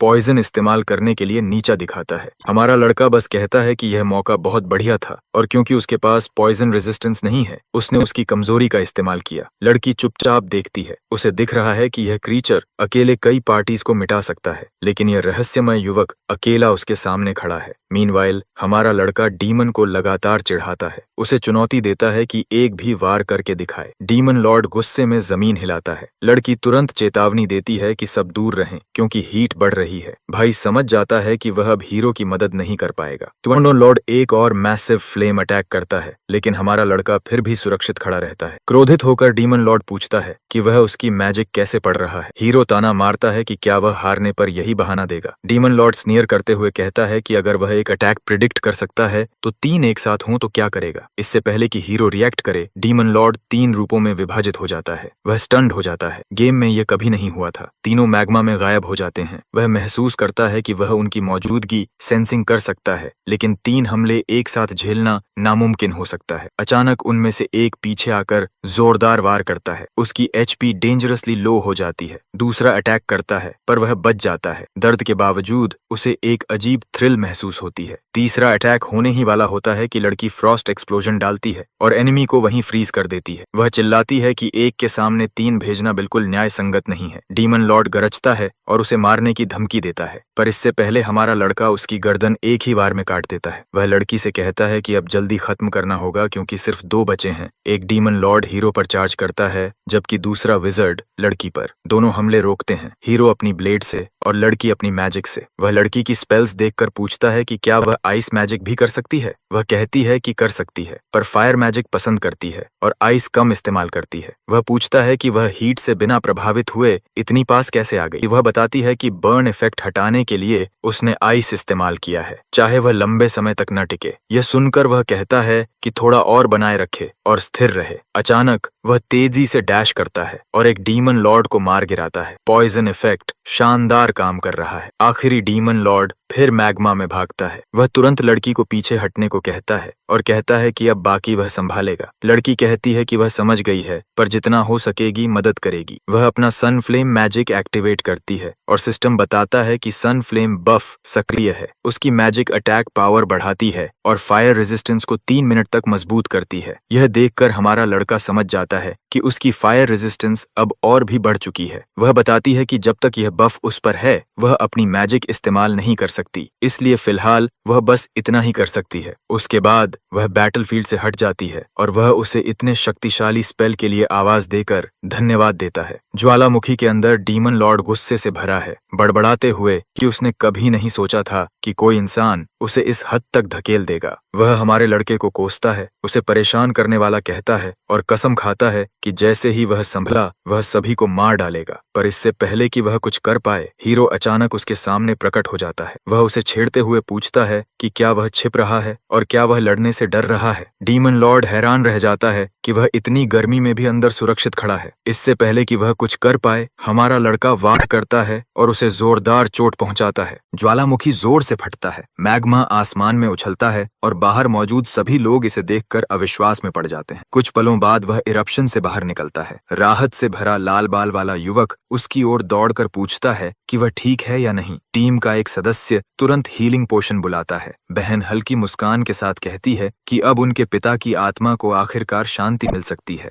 फिर सिस्टम विंडो हमारे लड़के के सामने आती है, बताती है कि उसने डीमन लॉर्ड को हरा दिया और 800,000 गोल्ड कमाया। साथ ही उसे एक S और एक A रैंक आइटम भी मिलता है। दोनों रेयर मटेरियल्स थे, पर यह वह नहीं था जिसकी उसे उम्मीद थी। लड़की उसके विचारों को तोड़ते हुए उसे धन्यवाद कहती है। उसका भाई मानता है कि उनके पास उसके बिना कोई मौका नहीं था। वह मुस्कुराकर कहता है कि वे सब ने मिलकर लड़ाई की थी और यह सिर्फ उसकी जीत नहीं थी। बहन बताती है कि उसे भी कुछ रिवॉर्ड्स मिले हैं, पर वह उन्हें रखने में संकोच कर रही है। हमारा लड़का उसे आश्वस्त करता है कि सब ठीक है क्योंकि उसने बफ देकर उसकी मदद की थी। फिर भी लड़की जिद करती है कि उसे इनाम का हिस्सा लेना चाहिए और B rank item blazing stone का नाम लेती है। यह सुनते ही हीरो चमक उठता है और पूछता है कि क्या वह इसे उसकी S रैंक स्टील क्लॉज से बदलना चाहेंगी। वह आश्चर्य से देखती है कि उसे यह इतना क्यों चाहिए, पर वह समझाता है कि ब्लेजिंग स्टोन उसके लिए ज्यादा कीमती है। यह सुनकर वह उसे उपहार में ही दे देती है क्योंकि उसे इससे कोई खास लगाव नहीं। हमारा लड़का खुशी में उछल पड़ता है, चिल्लाते हुए कि आखिरकार उसे ब्लेजिंग स्टोन मिल गया। लड़की उसे खुश देखकर लाल हो जाती है। तभी लूसीफर्स हेलो उसे सूचित करता है कि लड़की को उस पर थोड़ा सा क्रश है और साथ ही कोई उस पर जल भी रहा है। वह हल्का परेशान होता है पर उसे फर्क नहीं पड़ता। उसे ब्लेजिंग स्टोन मिल गया है और अब ग्राउंड 2 पर जाने का समय है। दृश्य रोग बिगिन में लौटता है। ग्राउंड 1 की केंद्रीय नगरी। वहाँ हमारा लड़का, विजर्ड लड़की और उसका भाई फिर मिलते हैं। वह बताती है कि उसने और उसके भाई ने अपने पिता की जिम्मेदारियां संभालने और उनका काम आगे बढ़ाने का फैसला किया है। भाई जोड़ता है कि अगली बार जब वे मिलेंगे वह और भी मजबूत होगा और वह हीरो को दिल से धन्यवाद देता है। हमारा लड़का मुस्कुराता है और कहता है कि वह उस दिन का इंतजार करेगा। जैसे ही वह दूर जाता है वह सोचता है कि आखिर उसे ब्लेजिंग स्टोन मिल ही गया, वह की आइटम जो सिर्फ ग्राउंड 1 में ही पाया जा सकता था। यह उसकी पिछली यादों की वजह से संभव हुआ, पर उसकी किस्मत ने भी उसका साथ दिया। पैसे पहले ही घर भेज दिए गए थे, इसलिए वह अपनी अगली मंजिल के लिए तैयार है। टेलीपोर्टेशन पोर्टल पर 2 एडवेंचरर्स उसे देखते हैं। एक पूछता है कि क्या यह वही व्यक्ति है जिसने डीमन लॉर्ड को हराया था, पर दूसरा हंसकर कहता है कि उसकी गियर देखकर तो ऐसा नहीं लगता। तभी एक नया सिस्टम विंडो प्रकट होता है और उससे पूछता है कि क्या वह ग्राउंड 2 जाना चाहता है। वह यस दबाता है और जैसे ही उसका शरीर टेलीपोर्ट होने लगता है, दोनों एडवेंचरर्स शॉक में देखते रह जाते हैं कि यही वह व्यक्ति था जिसने डीमन लॉर्ड को हराया था। एक दर्शक हंसते हुए कहता है कि यह सच नहीं हो सकता और दूसरा बस सपने देख रहा है। दृश्य ग्राउंड 2 की केंद्रीय नगरी में बदलता है, जिसे सेकंड लाइफ या सिटी ऑफ रेजिंग डिजायर्स कहा जाता है। सबसे पहले वह ग्रैंड कैसीनो पहुंचता है। जैसे ही वह बाहर खड़ा होता है, उसके सामने सिस्टम विंडो खुलती है। अमीलिया, उसकी छोटी बहन की मिस्ड कॉल। वह क्यूरियोसिटी में उसे वापस कॉल करता है। वह प्यार से बात शुरू करती है, पर जल्द ही उसकी आवाज तेज हो जाती है, पूछते हुए कि वह कहाँ है और क्या कर रहा है। डरी हुई कि वह किसी खतरे में न हो, वह उसे आश्वस्त करता है कि कुछ गलत नहीं, पर भीतर मन में मानता है कि वह अपनी एडवेंचरर की जिंदगी उससे और माँ से छिपाता है ताकि वे चिंता न करें। वह बात जारी रखती है, कहती है कि वह उस पर भरोसा करती है, पर फिर बताती है कि उनकी माँ की हालत और बिगड़ गई है। यह सुनते ही हीरो स्तब्ध रह जाता है, पास की बेंच पर बैठ जाता है और चुपचाप कसम खाता है कि वह माँ के इलाज के लिए जितना भी पैसा चाहिए। पास में 2 एडवेंचरर्स एक ऑक्शन की बात कर रहे हैं। एक पूछता है कि क्या कोई रेयर आइटम है, दूसरा बताता है कि वहाँ हाई एल्फ टीयर्स उपलब्ध होंगी। यह सुनते ही हमारे लड़के की रुचि बढ़ जाती है। उसे पता है कि हाई एल्फ टीयर्स एक ऐसी एलिक्सर बनाने का इंग्रेडिएंट है जो लगभग किसी भी बीमारी को ठीक कर सकता है, शायद उसकी माँ की भी। पर वह यह भी जानता है कि यह लाखों में बिकेगा, इसे पाना आसान नहीं होगा, पर वह तय करता है कि वह जल्द से जल्द पैसे जुटाएगा। दृश्य बदलता है ग्राउंड 2 के E rank dungeon eternal snow fields में। हीरो जानता है कि ऊंचे रैंक वाले डंजन जल्दी पैसे दिलाते हैं, पर इस बार उसका मकसद अलग है। आगे बढ़ते हुए वह कैशी नाम के मॉन्स्टर से मिलता है। हमारा लड़का अपनी यात्रा के दौरान जुटाई गई सारी चीजें उसे दे देता है। मॉन्स्टर प्रभावित होकर उसे एक गोल्डन कॉइन देता है। यह साधारण कॉइन नहीं बल्कि ए रैंक आइटम है जो गोल्ड कमाई को दोगुना कर देता है। सौदा पाकर संतुष्ट होकर हमारा लड़का तुरंत हंटिंग शुरू कर देता है। वह वेव पर वेव क्लियर करता है, भारी मात्रा में कमाई करता है और अपनी बढ़ती गोल्ड बैलेंस को देखकर गर्व महसूस करता है। अंत में वह 12 मिलियन गोल्ड जमा कर लेता है, पर यह काफी नहीं, इसलिए शहर लौटने का फैसला करता है। दृश्य ग्राउंड 2 के एक अंडरग्राउंड क्लब में बदलता है, वह जगह जहां लालच का बसेरा है और लोग पैसे के लिए कुछ भी कर गुजरते हैं। शेडी माहौल होने के बावजूद वह पीछे नहीं हटता। पास में एक आदमी जीत का जश्न मनाता है, कहता है कि उसकी बैड लक आखिर खत्म हुई, पर हमारा लड़का लूसीफर्स हेलो से देख लेता है कि उसने चीटिंग करके 10 मिलियन से ज्यादा गोल्ड कमाया है। इसे देखते हुए वह सोचता है कि यह करप्ट और धनी आदमी एक परफेक्ट टारगेट है। गंजा आदमी उसे देखकर मुस्कुराते हुए स्वागत करता है। हीरो भोला बनकर कहता है कि वह नया खिलाड़ी है, जबकि सच में वह यहाँ पहले अक्सर आता था। गंजा आदमी उसे आसान शिकार समझकर क्वीन ऑफ द कैसीनो नाम का रूलेट गेम खेलने का प्रस्ताव रखता है और उससे बेट अमाउंट चुनने को कहता है। तभी हमारा लड़का डीलर का मन पड़ता है। डीलर भी चीटिंग करने की तैयारी में है। हीरो को यह मजेदार लगता है और वह सोचता है कि यह कासिनो अब भी पहले जैसा ही है। उसे खेल याद है। क्वीन ऑफ द कासिनो में डीलर 2 बॉल्स फेंकता है और हर खिलाड़ी 2 नंबर्स चुनता है। अगर एक नंबर मिलता है तो आधा इनाम, दोनों मिले तो दोगुना, न मिले तो बेट रहता है और खेल जारी रहता है। एक राउंड में एक ही नंबर 2 बार नहीं चुना जा सकता। गंजा आदमी घमंड से नंबर पूछता है। हमारा लड़का शांत रहकर रेड 36 और ब्लैक 10 चुनता है और 10 मिलियन गोल्ड की बेट लगाता है। दोनों गंजा आदमी और डीलर शॉक में जम जाते हैं। वह स्मर्क के साथ अमाउंट दोहराता है और याद दिलाता है कि अगर वे बॉल रुकने से पहले अपने नंबर्स नहीं चुनेंगे तो वे खुद ही हार जाएंगे, इसलिए जल्दी करें। जैसे ही बॉल घूमती है, डीलर डिसबिलीफ में उसे देखता है कि उसने इतना सही नंबर कैसे चुना। मीनवाइल हीरो बस मुस्कुराकर उसे अपने नंबर्स चुनने की याद दिलाता है। बॉल्ड आदमी डीलर से घबराकर फुसफुसाता है और पूछता है कि किस नंबर को चुना जाए। अंदर हीरो मुस्कुराता है, अपनी स्किल के लिए शुक्रगुजार कि वह सबके इरादों को पढ़ सकता है। वह जानता है कि डीलर का असली क्लास हंटर है और उसके पास एक खास स्किल है, स्नाइप 1, जो परफेक्ट एक्यूरेसी गारंटी करती है। कुछ ही पल में गेंदें ठीक रेड 36 और ब्लैक 8 पर रुकती हैं, जैसा उसने बताया था। वह शांति से जीत का दावा करता है, कहता है कि शायद आज उसका लकी डे है। अंदर से वह जानता है कि यह सब एक स्कैम था, जहां डीलर पहले से टारगेट नंबर्स जानकर प्लेयर को बता देता है। पर इस बार यह चाल काम नहीं आई, क्योंकि हमारा लड़का एक गैम्बलिंग वेटरन था। गुस्से में बॉल्डी उसे चीटिंग के आरोप में घेरता है और डीलर भी तुरंत सपोर्ट करता है। मैनेजर को बुलाने को कहता है। मैनेजर आता है और 10 मिलियन की बेट देखकर हैरान होता है और सुझाव देता है कि वे बाहर बात करें। हीरो तुरंत महसूस करता है कि बातचीत शांत नहीं रहेगी। उसकी आशंका सही साबित होती है जब गार्ड्स उस पर झपटते हैं। बिना झिझक वह एक टेबल को किक करके गार्ड्स पर फेंकता है और एक को पंच कर गिरा देता है। जैसे ही लड़ाई फैलती है, ज्यादा लोग उसके आसपास आ जाते हैं। एक शूटर शूट करने की कोशिश करता है और बाल्डी छुरी निकालता है। हीरो तुरंत रिएक्ट करता है। वह बाल्डी को पकड़कर उसे शूटर की ओर फेंक देता है। दोनों गिरते हैं। अफरा तफरी देखकर मैनेजर कहता है कि यह उससे कहीं ज्यादा ट्रबलसम निकला। एक कर्मचारी फुसफुसाता है कि यह वही व्यक्ति है जिसने बैप्टिज्म सेरेमनी का रिकॉर्ड तोड़ा था। यह सुनकर मैनेजर सख्त हो जाता है और समझता है कि मामला कितना खतरनाक है। किसी और ने कहा कि अगर यह वही इंसान है जो ग्राउंड पर भी आया है, तो इसका मतलब है कि उसने डीमन लॉर्ड को हरा दिया है। उनकी फुसफुसाहट से अनॉयड होकर हीरो कहता है कि वे समय बर्बाद बंद करें, या उसे बाहर फेंक दें या खेल जारी रखें। मैनेजर तुरंत अपनी मुद्रा बदलकर हीरो के आगे झुकता है और आरोप के लिए माफी मांगता है। बाहरी दिखावे में वह रिस्पेक्टफुल है, पर अंदर वह अभी भी उसे स्क्रू करने के बारे में सोचता है, क्योंकि उसे लगता है वह बस एक न्यूबी है। मैनेजर शालीनता से पूछता है कि क्या कोई तरीका है जिससे वह मिसअंडरस्टैंडिंग पूरा कर सके। हीरो एक ईविल स्मर्क छोड़ता है और क्लब का सारा पैसा मांग लेता है। मैनेजर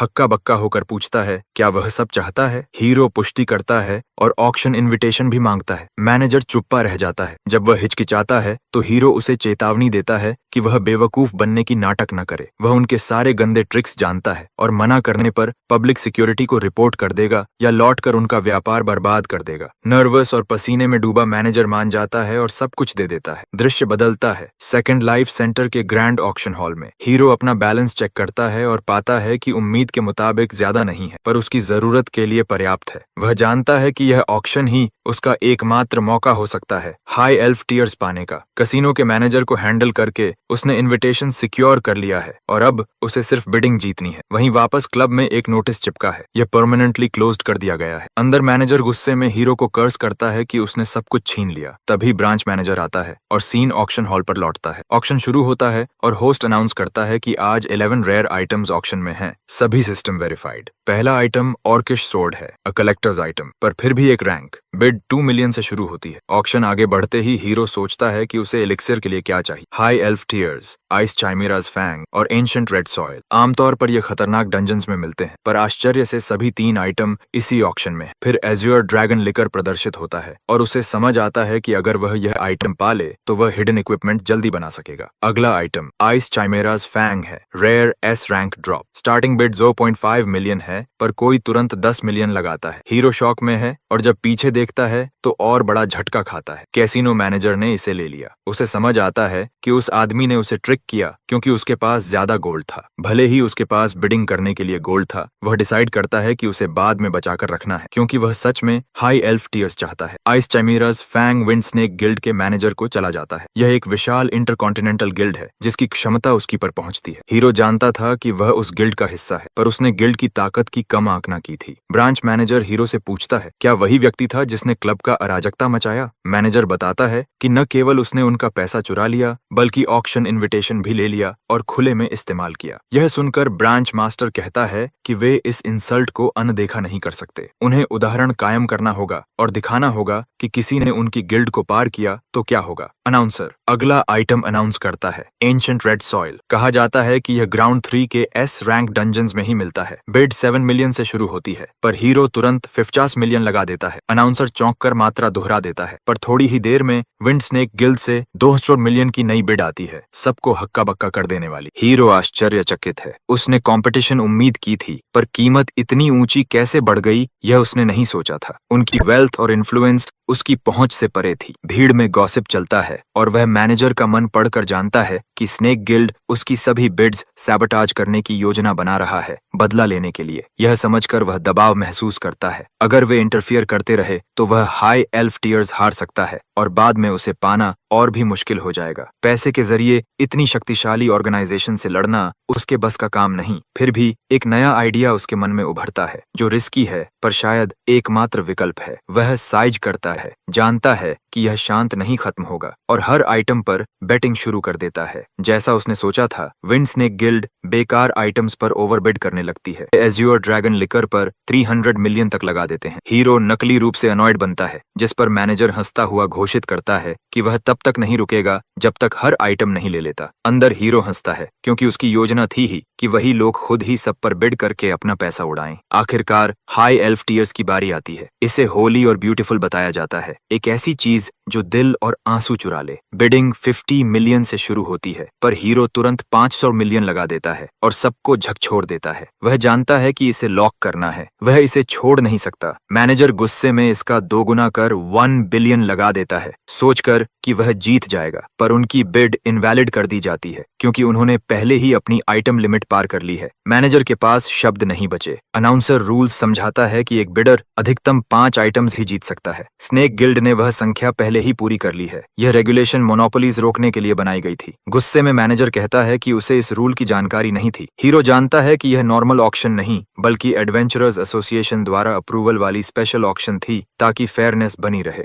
आयोजकों को यह नियम साफ करना चाहिए था, पर उन्होंने नहीं किया। ऑक्शनियर घोषणा करता है कि हाई एल्फ टीयर्स हेलो वाले व्यक्ति को 500 मिलियन में बिक चुका है। भीड़ ताली बजाती है, जबकि हीरो अपने नए नाम से ज्यादा खुश नहीं है। दूसरी ओर मैनेजर पागल हो चला है। वह आरोप लगाता है कि हीरो ने उसे अपमानित किया और इसे आसानी से नहीं जाने देगा, पर हीरो उसे शांत रहने और बाहर मामला सुलझाने को कहता है। निर्दोषों को इसमें न घसीटने की चेतावनी देता है। मैनेजर फिर भी आक्रोश में है, पर ब्रांच मास्टर बीच में आकर रोक देता है। उसने कह दिया कि यहाँ हिंसा प्रयोग करना एडवेंचरर्स एसोसिएशन से सजा ला सकता है। मैनेजर चुप रहता है और ऑक्शन समाप्त हो जाती है। बाद में हीरो बाहर बैठकर उस अराजक घटना पर विचार करता है। वह मानता है कि चीजें अनपेक्षित हो गईं, पर उसे राहत है कि उसने हाई एल्फ टीयर्स जीत लिया। बाकी 2 आइटम भले ही दूसरों ने ले लिए हों, पर उसे यकीन है कि वह उन्हें इवेंचुअली हासिल कर लेगा। फिर भी एजियर ड्रैगन लिकर खो देने का दुख उसे खटकता है, क्योंकि उससे उसका अगला हिडन आइटम बहुत जल्दी बन जाता। वह साइज करता है, समझते हुए कि अब वह इसके बारे में कुछ नहीं कर सकता। तभी एक लड़की पास आती है और उसके हेलो की बात करते हुए कहती है कि वह इतनी रेयर इक्विपमेंट पहन रहा है। हमारा लड़का चुपचाप खड़ा होता है और सोचता है कि वह कौन है। वह अचानक सवाल पूछने के लिए माफी मांगती है और पूछती है कि क्या वह विंड स्नेक गिल्ड के ब्रांच मास्टर को जानता है। वह चौंक कर उसका मतलब क्या है। लड़की बताती है कि गुस्से में खड़े मैनेजर के पास जो लंबे बालों वाला आदमी था, वही गिल्ड के ग्राउंड 2 डिवीजन का ब्रांच मास्टर था। हीरो स्वीकार करता है कि वह उसे नहीं जानता और गिल्ड से उसका लेना देना एक अलग वजह से था। फिर वह पूछता है कि वह कौन है। वह दावा करती है कि वह निजी कारणों से गिल्ड का पीछा कर रही है, पर हीरो माइंड रीडिंग स्किल से सच्चाई देख लेता है। उसका नाम मीला है और उसे एडवेंचरर्स एसोसिएशन ने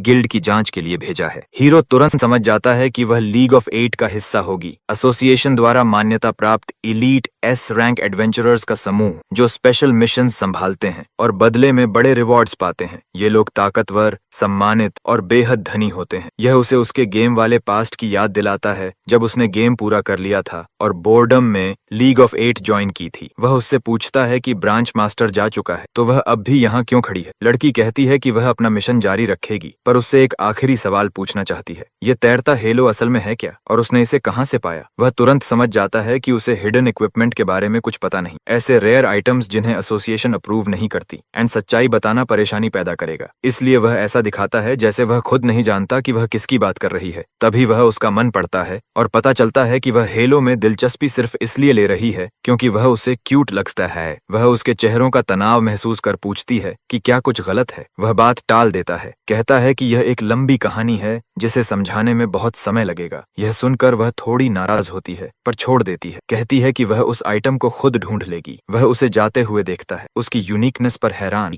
जो टॉप 8 एलीट्स में से एक है, और उसकी कंपोजर तथा स्ट्रेंथ देखकर शायद उनमें से भी ऊंचे स्तर की। उधर लड़की भी उसे लेकर सोच रही। 7 रेल्म्स घूमने के बाद भी उसने ऐसा इक्विपमेंट कभी नहीं देखा। वह सोचने लगती है कि वह असल में है कौन। बाद में हम देखते हैं कि हमारा लड़का A rank dungeon moonlight wilderness में बॉस को हरा देता है। Boss goblins glove of thievery गिराता है, जो ठीक वही है जिसकी उसे तलाश थी। वह खुद को याद दिलाता है कि उसे एस रैंक डंजन जाकर आइस चाइमेरास फैंग हासिल करना है, पर उससे पहले उसे एक हिडन इक्विपमेंट जुटाना होगा। उसके लिए उसे गिल्ड से एजर ड्रैगन लिकर चुराना पड़ेगा, क्योंकि वही उसके नेक्स्ट हिडन आइटम का की इंग्रेडिएंट है। स्पेल डिटेक्शन से उनकी लोकेशन ट्रैक करते हुए वह जल्द ही पता लगा लेता है कि एलीट लड़की भी यहाँ छिपी हुई है। वह भी उसे देख लेती है और सोचती है क्या वह विंड स्नेक गिल्ड का पीछा कर रहा है। इसी बीच मैनेजर और ब्रांच मास्टर एक सीक्रेट पैसेज में घुसते हैं। वे विंड स्नेक गिल्ड के प्राइवेट बायोटोप में पहुंचते हैं, जहां ब्रांच मास्टर ब्लूमिंग फ्लावर्स की पंक्तियों का निरीक्षण कर रहा होता है। मैनेजर पूछता है कि हार्वेस्ट कैसा है। ब्रांच मास्टर कहता है कि यह काफी प्रॉमिसिंग दिख रहा है और हाई प्राइस पर बिक सकता है। मैनेजर राहत की सांस लेकर और मजदूर बुलाने निकल जाता है। तभी हमारा लड़का पीछे से प्रकट होकर कैजुअली कहता है कि फूल उगाना शायद उनका शौक है। मैनेजर और ब्रांच मास्टर दोनों शौक में जम जाते हैं। मैनेजर गुस्से से पूछता है क्या वह उनका पीछा कर रहा था। हीरो शांति से बताता है कि ये फूल मूनलाइट एलास मैजिकल डोपिंग के इंग्रेडिएंट्स हैं। ब्रांच मास्टर आंखें सिकोड़कर पूछता है क्या वह एडवेंचरर्स एसोसिएशन का एजेंट है। हीरो इसे नकारता है और कहता है कि उसे सिर्फ एजर ड्रैगन लिकर चाहिए, अगर वे दे दें तो वह चुपचाप चला जाएगा। मैनेजर गुस्से में फट पड़ता है और पूछता है क्या उसे अंदाजा है वह किससे बात कर रहा है। पर इससे पहले कि वह अटैक करे, हीरो गायब होकर एक पल में उसके पीछे दिखाई देता है। दूरी पर खड़ी एलीट लड़की यह सब चुपचाप देखती है। हीरो मैनेजर से कहता है कि गलत न समझे, वह लड़ने नहीं बात करने आया है और वह आइटम के बदले पेमेंट देने को भी तैयार है। मैनेजर गुर्राते हुए कहता है कि उसका असली टारगेट ऑक्शन में एजर ड्रैगन लिकर था और वह इसे कभी नहीं देगा। वह डैगर निकालकर उस पर झपटता है, पर हीरो आसानी से डॉज कर काउंटर अटैक करता है और एक ही वार में उसकी गर्दन पर चोट करके उसे बेहोश कर देता है। लड़की अविश्वास में देखती है कि उसने एक ही वार में उसे गिरा दिया। वह सोचती है कि उसने किस तरह की शॉर्ट स्वॉर्ड इस्तेमाल की, क्योंकि उसने ऐसा हथियार कभी नहीं देखा। ब्रांच मास्टर शांत रहता है और कहता है कि वह क्रिमिनल जैसे लोगों के सामने खड़ा होने के लिए बहादुर है, पर अब वह हद पार कर चुका है। उसकी पेशेंस खत्म हो चुकी है और अब उसे उसकी कीमत चुकानी होगी। हीरो मुस्कुराता है और कहता है कि वह भी अब पीछे नहीं हटेगा। ऊपर से देख रही लड़की ध्यान से लड़ाई पर नजर रखती है, उत्साहित कि वह असल युद्ध में उसके हथियार को कैसे परफॉर्म करते देखेगी। जैसे ही फाइट शुरू होती है, हीरो तुरंत महसूस करता है कि ब्रांच मास्टर का लेवल उससे ऊंचा है। उनकी ब्लेड्स टकराती हैं और वह थोड़ा दबता हुआ लगता है। लड़की को एसोसिएशन से उसके बारे में सुना याद आता है, वही नया एडवेंचरर जिसने बैप्टिज्म सेरेमोनी के सारे रिकॉर्ड तोड़ दिए। उसकी चालों से स्पष्ट था कि वह स्किल्ड और शार्प फाइटर है। हालांकि सिमोन ब्रांच मास्टर निश्चित रूप से अधिक शक्तिशाली था। ब्रांच मास्टर एक भारी प्रहार करता है जिससे हमारा लड़का पीछे फेंका जाता है। वह स्मर्क कर कहता है कि वह बिगिनर होने के बावजूद अच्छा कर रहा है, पर उसे हराने की उम्मीद नहीं रख सकता। वह उसे मॉक करते हुए पूछता है क्या वह खुद को कोई हीरो समझता है जो कभी हार नहीं मानता। हीरो अपने होंठ से खून पोंछता है और कहता है कि हीरो होना उसके लिए मायने नहीं रखता। वह सिर्फ अपने लक्ष्य का पीछा करता है और किसी भी हालत में रुकने वाला नहीं। ब्रांच मास्टर उसे नाइव किड कहकर हंसता है और दोबारा चार्ज करता है। हीरो हर बार ब्लॉक करता हुआ आगे बढ़ता है। धीरे धीरे ब्रांच मास्टर असहज होने लगता है। कुछ उसकी चालों में अजीब है। लड़की और ब्रांच मास्टर दोनों नोटिस करते हैं। हीरो अपनी आंखें बंद करके सिर्फ मैजिक की फ्लो महसूस करते हुए सभी हमलों को डॉज कर रहा है। लड़की ने कभी ऐसा स्किल नहीं सुना और उसे कोई विजिबल आइटम भी नहीं दिखता, इसलिए उसे लगता है यह उसके मिस्टीरियस इक्विपमेंट की हिडन एबिलिटी है। ब्रांच मास्टर उसकी स्ट्राइक रोकता है, पर तभी उसके सामने एक ग्लोइंग सिस्टम विंडो खुलती है। सिस्टम बताता है कि उसने लूसिफर्स हेलो की तीसरी स्किल अनलॉक कर ली है। इसे अनलॉक करने के लिए उसकी स्पेल डिटेक्शन लेवल 252 तक पहुंचना थी। यह लेवल दुश्मन के अटैक्स ब्लॉक करने से बढ़ती है और दुश्मन जितना मजबूत उतनी तेज प्रगति। ब्रांच मास्टर और ग्राउंड 1 के डीमन लॉर्ड से लड़ाई के कारण उसने यह हिडन पैरामीटर जल्दी मैक्स कर लिया था। यह पढ़कर वह समझता है कि उसकी ग्रोथ कितनी तेज हुई है और खुश होता है कि ब्रांच मास्टर की ताकत ने उसे रिक्वायरमेंट जल्दी पूरी कराने में मदद की। तभी वह थोड़ी देर के लिए ध्यान भटकाता है और ब्रांच मास्टर उसकी छाती पर तलवार घोंप देता है, उसे डे ड्रीमिंग के लिए चिढ़ाते हुए। वह कहता है कि उसने इसलिए हारा क्योंकि उसने दुनिया को हल्के में लिया, यहाँ हमेशा उससे मजबूत कोई होगा। पर अचानक हीरो उसके पीछे प्रकट हो जाता है, पूरी तरह सुरक्षित। वह शांति से कहता है कि स्ट्रॉन्गर या वीकर की बातें करता रहे। ब्रांच मास्टर स्तब्ध। हीरो तो अभी उसके सामने छुरा खा चुका था, पर वह यहाँ जिंदा खड़ा है। वह अनुमान लगाने लगता है कि शायद उसने कोई क्लास स्किल या हिडन एबिलिटी का इस्तेमाल किया। हीरो कहता है कि वह बहुत भावुक हो रहा है, इसे देखना शर्मनाक है। दूर से लड़की भी उसके प्रेजेंस में कुछ अजीब महसूस करती है, कुछ ऐसा जो वास्तविक नहीं लगता। ब्रांच मास्टर नीचे देखता है, हीरो का शरीर गायब हो चुका है, पर वार लगने की अनुभूति असली थी। इससे पहले कि वह समझ पाए, हीरो फिर सामने आता है और अटैक करता है। इस बार ब्रांच मास्टर उसकी गति को देख भी नहीं पाता। वह नीचे देखता है और पाता है कि हीरो की ब्लेड पहले ही उसकी छाती में घुस चुकी है। शॉक में वह पूछता है कि अभी हुआ क्या था। लड़की देखती है कि आदमी दर्द से चीख रहा है, जबकि बाहर से वह बिल्कुल ठीक लग रहा है। यह सब उस तीसरी स्किल की वजह से है जो हीरो ने अभी अनलॉक की है। यह स्किल जिसे भी वह आंखों में देख ले उसे हेलुसिनेशन महसूस कराती है। लड़की तब छाया से बाहर आती है और वह उसे स्मर्क के साथ ग्रीट करता है, कहते हुए कि लगता है उसे उसका पीछा करने में मजा आया। वह शांत स्वर में कहती है कि वह उसका पीछा नहीं कर रही थी, उसका असली लक्ष्य तो ब्रांच मैनेजर था। हमारा लड़का हंसते हुए आगे बढ़ने लगता है, कहता है कि बाकी काम वह निपटा दे, लेकिन अचानक कदम रोककर याद करता है कि एक आखिरी काम रह गया है। वह इन्वेंट्री खोलता है, goblins glove of thievery equip करता है और मैनेजर के शरीर की ओर बढ़ता है। ग्लव्स का इस्तेमाल करते हुए वह एज्योर ड्रैगन लिकर निकाल लेता है, सोचते हुए कि इससे वह दूसरे डीमन लॉर्ड को जल्दी हरा पाएगा और अंततः अपनी माँ को ठीक कर पाएगा। लड़की उसे घूरती रहती है, जिससे वह थोड़ा नर्वस हो जाता है। वह पूछता है कि कुछ गलत है क्या और साफ करता है कि वह जो कुछ कर रहा है सब परफेक्टली लीगल है। वह कहती है कि उसे कोई शिकायत नहीं, तो वह हाथ हिलाकर अलविदा कह देता है और चल देता है। उसे जाते देख लड़की सोचती है कि उसके पास कोई सबूत नहीं है कि उसने क्लास स्किल्स या प्रतिबंधित आइटम्स का इस्तेमाल किया हो, तो उसकी सारी ताकत उसी हेलो से आनी चाहिए। वह हेलो एसोसिएशन की फॉरबिडन लिस्ट में नहीं है, इसलिए टेक्निकली उसने कोई नियम नहीं तोड़ा। फिर भी लड़की निष्कर्ष निकालती है कि वह किसी भी तरह का ऑर्डिनरी एडवेंचरर नहीं है। सीन बदलता है ग्राउंड 2 के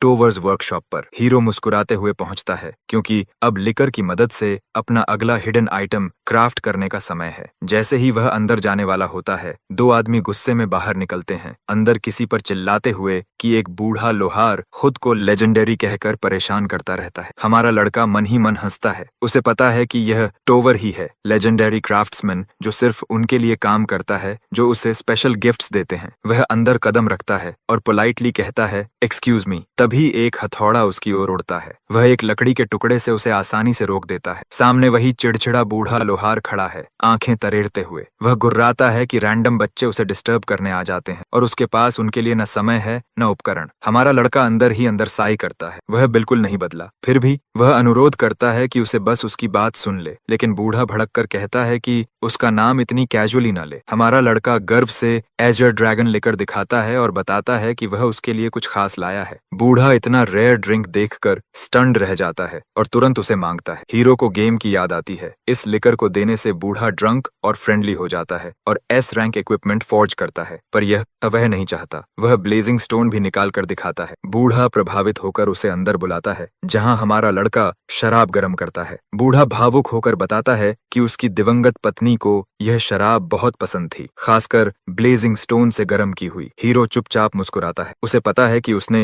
हिडन इवेंट ट्रिगर कर दिया है। नियम यही था, सिर्फ लिकर देने पर एस रैंक इक्विपमेंट, लेकिन लिकर प्लस ब्लेजिंग स्टोन देने पर मिस्टीरियस हिडन रैंक इक्विपमेंट मिलता है। रात भर बूढ़ा बातें करता और पीता रहता है। सुबह होते ही जब हीरो देखता है कि उसने रात भर काम किया, बूढ़ा कृतज्ञ होकर वादा करता है कि वह उसके लिए कुछ ट्रूली स्पेशल फोर्ज करेगा। हीरो आभारी होकर स्वीकार करता है, उसे लेजेंडरी ब्लैकस्मिथ से यही उम्मीद थी। फाइनल आइटम हिडन इक्विपमेंट का तीसरा हिस्सा है, एक पावरफुल लेग आर्मर जो फ्री मूवमेंट और टेलीपोर्टेशन देता है। इसमें एक स्किल भी है जो अभी लॉक्ड है। इस आइटम के साथ हमारा लड़का महसूस करता है कि वह S rank dungeon grace castle में जाने के लिए तैयार है। यह सुनकर बूढ़ा उसे एक नॉन अल्कोहलिक लिकर गिफ्ट करता है। यह ड्रिंक बॉडी को बेहद गर्म बनाती है। वह उसे आइस डीमन लॉर्ड की चालाकी के बारे में चेतावनी देता है। हीरो उसे धन्यवाद कहकर ग्राउंड 2 पहुंचता है, जहां ग्रेस कासल बर्फ से ढका चमक रहा है और एडवेंचरर्स से घिरा है। पहुंचते ही उसे तीखी ठंड चुभती है और वह बूढ़े की दी हुई लिकर पी लेता है। तुरंत ही उसे शरीर में गर्माहट फैलती महसूस होती है और स्टेटस विंडो दिखाती है कि इसका असर अगले 100 मिनट चलेगा। राहत की सांस लेते हुए वह सोचता है कि अब उसे भारी कपड़े नहीं चाहिए। पास के एडवेंचरर्स उसे देखते हैं और फुसफुसाते हैं। कुछ उसके हल्के कपड़ों का मजाक उड़ाते हैं, कुछ उसके ग्लोइंग हेलो को देखकर हंसते हैं कि वह कोई नया बेवकूफ रुकी है। अचानक एक टाइमर विंडो खुलती है। उसे सिर्फ 1 घंटा और 19 मिनट बचे हैं। उसे याद आता है कि ग्राउंड 2 के एस रैंक डंजन्स का सख्त 2 आवर लिमिट होता है। ज्यादा रुकने पर खिलाड़ी टेलीपोर्टेड आउट हो जाता है और एंट्री फी व गोल्ड का आधा हिस्सा पेनल्टी में चला जाता है। उसे वे दिन याद आते हैं जब उसे इसी पेनल्टी से बचने के लिए नए इक्विपमेंट और पैसे कमाने पड़ते थे। फोकस वापस लाकर वह आगे बढ़ता है और देखता है कि आगे बहुत से एडवेंचरर्स लड़ाई में लगे हैं। वह नोट करता है कि कई लोग उससे आगे निकल चुके हैं, पर उसे याद है कि उसका लक्ष्य सिर्फ डीमन लॉर्ड के हॉल तक पहुंचना है ताकि आइस चाइमेरास फैंग मिल सके। आगे 2 एडवेंचरर्स शिकायत कर रहे हैं कि वे बहुत स्लो हैं और समय निकलता जा रहा है। अचानक लेवल 82 मॉन्स्टर कुनिकुलस सामने आ जाता है। एडवेंचरर्स झुंझलाकर चिल्लाते हैं, अब और देर नहीं झेल सकते। तभी हमारा लड़का हवा की तरह उनके पास से गुजर जाता है। मॉन्स्टर और एडवेंचरर्स दोनों हैरान रह जाते हैं। मूवमेंट इतना स्मूथ है जैसे वह हवा पर चल रहा हो। यह उसके नए शूज का असर है। थोड़ा आगे 2 फ्लाइंग मॉन्स्टर्स मिलते हैं, पर वह तुरंत मारकर कासल की ओर बढ़ जाता है। बाकी एडवेंचरर्स हैरान हैं। कुछ कहते हैं वह शायद कोई स्पिरिट है, क्योंकि वह लिटरली उड़ रहा है और सिर पर हेलो चमक रहा है। यहाँ तक कि मॉन्स्टर्स भी उसके लिए क्वाइटली प्रे करते दिखते हैं। कुछ ही देर में वह डीमन लॉर्ड के कासल पहुंच जाता है। उसे यकीन नहीं होता कि सिर्फ 5 मिनट लगे। गेट पर वह एलीट लड़की को देखता है और मन ही मन ग्रोन करता है। उसे उम्मीद थी वह इससे बच जाएगा। उसकी गतिविधियों से अंदाजा लगाता है कि वह भी हिडन इक्विपमेंट की तलाश में है और सोचता है कि उसकी रैंक की कोई वहां क्या कर रही है। लड़की गेट का निरीक्षण करती है और बड़बड़ाती है कि उसकी जानकारी के अनुसार कोई अंदर छिपा हुआ है। उसे पता है कि डीमन लॉर्ड भी अंदर है और एडवेंचरर 2 घंटे से ज्यादा डंजन में नहीं रह सकते, लेकिन शायद अंदर वाला व्यक्ति इसे बाईपास करने का कोई तरीका जानता है। वह एक ही बार में विशाल दरवाजा तोड़ देती है और अंदर चली जाती। हमारा लड़का उसकी ताकत देखकर प्रभावित होता है और चुपचाप पीछे पीछे चलता है। अभी वह भीतर कदम रखने ही वाला था कि पीछे से मॉन्स्टर्स की वेव आ जाती है। वह बिना रुके टेलीपोर्टेशन इस्तेमाल करके सभी को बाईपास कर कासल के अंदर पहुंच जाता है। एक नोटिफिकेशन आता है। वह अब मेन कासल की 9th फ्लोर पर है। 10वीं फ्लोर पर डीमन लॉर्ड का हॉल है और उससे पहले उसे मिड बॉस हराना होगा। नए लेग गियर पर भरोसा करते हुए वह पर्सनल रिकॉर्ड सेट करने निकल पड़ता है। इस बीच कासल की 7th फ्लोर पर विंड स्नेक गिल्ड का गिल्ड मास्टर अपनी ही पार्टी को बिट्रे कर चुका है। वह उन्हें डांटता है और अचानक एक का सिर काट देता है। उसके सिर ऊपर टाइमर बढ़कर 2 घंटे 42 मिनट हो जाता है। उसने एक एडवेंचरर से समय चुरा लिया है। वह डंजन में भटकते रहने और ट्रेजर्स खोने पर बड़बड़ाता है। एक डरा हुआ आदमी दया की भीख मांगता है, पर वह उसे भी काट डालता है। टाइमर अब 4 घंटे 21 मिनट 58 सेकंड्स दिखा रहा है। जल्द ही एक और आदमी मरने की भीख मांगता है, पर गिल्ड मास्टर उसे भी मार देता है। वह आखिरी बचे आदमी की ओर मुड़कर पूछता है कि क्या आज बस यही लोग अंदर आए थे। कम संख्या से वह नाराज दिखता है। बाजी में माफी मांगते हुए बताता है कि वे और लोगों को इकट्ठा करने की कोशिश कर रहे हैं। गिल्ड मास्टर ठंडे स्वर में पूछता है कि क्या उसे ही रिप्लेसमेंट इस्तेमाल कर लिया जाए। घबराया हुआ वो आदमी जान बचाकर भागता है, डरते डरते सोचते हुए कि गिल्ड मास्टर दूसरों को मारकर उनकी टाइम लिमिट चुरा रहा है और शायद बहुत देर तक डंजन में ही रहना चाहता है। उसे डर लगता है कि पता नहीं अभी कितने लोग और मरने वाले हैं। उधर गिल्ड मास्टर को याद आता है कि ब्रांच मैनेजर को लीग ऑफ 8 की उस लड़की ने पकड़ लिया था। एसोसिएशन का तरीका वो जानता है। पहले एग्जीक्यूटिव्स को गिराते हैं, फिर पूरे ग्रुप को खत्म कर देते हैं। वो समझता है कि शायद वे उसे ढूंढ लें, पर टाइम लिमिट का फायदा फिलहाल उसी के पास है। इधर हमारा बॉय 9th फ्लोर पर चिल कर रहा है और फ्री फ्लो कॉम्बैट का मजा ले रहा है। तभी उसे 10th फ्लोर से भारी मैजिकल पावर महसूस होती है, शायद डीमन लॉर्ड की, लेकिन उसके पीछे एक और प्रेजेंस, उससे भी ज्यादा खतरनाक। वो खुद को याद दिलाता है कि उसका टारगेट अब भी डीमन लॉर्ड ही है। मॉन्स्टर्स को काटता काटता वो मिड बॉस चेंबर की ओर बढ़ता है। तभी दरवाजा खुलता है और वही एलीट गर्ल अंदर आती है। हमारा बॉय तुरंत पहचान लेता है, दूसरी एनर्जी उसी की थी। लड़की देखती है कि सारे मॉन्स्टर्स पहले से ही मरे पड़े हैं। तभी अचानक 2 लेवल 92 गोलम्स प्रकट हो जाते हैं। वो समझ जाती है कि किसी ने मिड बॉस को ट्रिगर कर दिया है। बिना समय गंवाए वो अपना स्पिरिट समन करती है और हल्की सी माफी मांगते हुए दोनों बॉसेस को एक ही वार में खत्म कर देती है। ऊपर छुपा हमारा बॉय दंग रह जाता है बॉसेस को एक अटैक। यह लेवल किसी और ही दुनिया का है। उसे याद आता है कि मिड बॉस मरते ही डीमन लॉर्ड चेंबर का दरवाजा खुल जाता है, पर गर्ल अंदर जाने की बजाय कहती है कि वो एनेक्स बिल्डिंग चेक करेगी। ये सुनकर हमारा हीरो राहत की सांस लेता है, पर जाते जाते गर्ल को अचानक कोई नजर रखता हुआ महसूस होता है, पर उसे कुछ दिखता नहीं। लड़की के जाते ही हीरो हैवी डोर खोलकर अंदर बढ़ता है और सामने दिखता है खून लथपथ कमरा, लाशों से भरा हुआ। डीमन लॉर्ड हंसते हुए उसे लाइव स्टॉक कहकर चिढ़ाता है। हमारा बॉय डेड बॉडीज को महसूस करते हुए पाता है कि एक आदमी अब भी जिंदा है। वो कमजोरी से कहता है भाग जाओ, पर डीमन लॉर्ड हमला कर देता है। हीरो पैटर्न पहचान कर बच जाता है, लेकिन इस दुनिया में टाइमिंग गेम से अलग लगती है। डीमन लॉर्ड हंसकर बताता है कि आज 10 लोग उसके पास आए थे, अब वो उसका अगला भोजन बनेगा। सर्वाइवर डर से सोचता है कि ऐसे मॉन्स्टर से लड़ना मतलब सीधी मौत। डीमन लॉर्ड गर्ज कर हमला करता है। तभी हमारा बॉय टेलीपोर्ट स्किल से गायब होकर उसकी आंख के सामने उसका चेहरा चीर देता है। खून फटकर उड़ता है और सर्वाइवर अविश्वास में जम जाता है। हीरो बेपरवाह बोलता है इतना भी दर्द नहीं हुआ होगा। डीमन लॉर्ड हंसकर कहता है कि अच्छा है, खाने से पहले वार्म अप हो जाएगा। अचानक वो एक विशाल आइस स्पेल छोड़ता है, पूरा एरिया जमा देता है। सोचता है कि हीरो मर गया,